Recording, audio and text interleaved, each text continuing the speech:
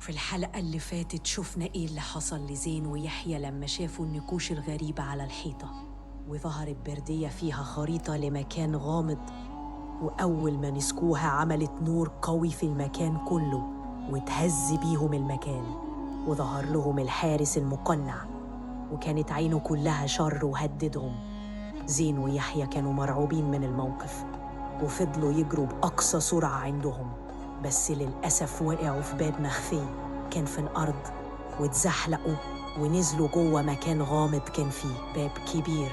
يا ترى إيه المكان ده والباب ده هيوديهم على فين؟ تعالوا نشوف في الحلقة دي هيحصل ليهم إيه في مغامرات زين في أرض العجائب.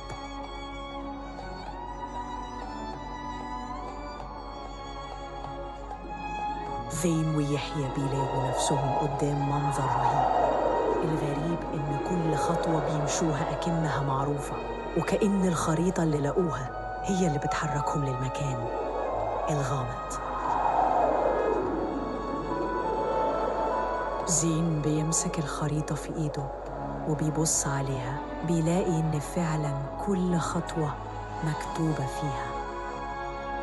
يحيى، الخريطة بتقول إن العلامة هنا عند الهرم الصغير ده.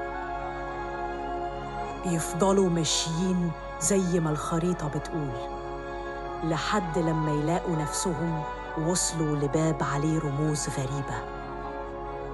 ايه الرسومات دي؟ شكلها غريبة جدا. بيلاقوه فتح لوحده ويدخلوا على مكان ضلمة ومريب. بيشوفوا في نص المكان عمود صغير وعليه ساعة رملية ذهبية بتشع نور ذهبي بشكل غريب جدا. ياه، دي أكيد هي سر العلامة على الخريطة. زين، الساعة دي فيها سر غريب، أنا حاسس بكده.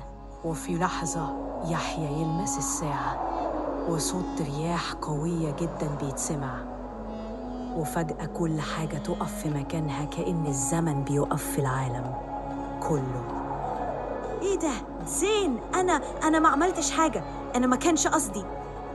زين ويحيى بيقفوا مصدومين من اللي شايفينه. كل حاجة وقفت في الهوا، حتى الغبار اللي كان موجود في الغرفة، وسمعوا صوت مخيف بيقول لهم: انتوا رجعتوا الزمن، لكن فتحتوا لعنها عمرها آلاف السنين.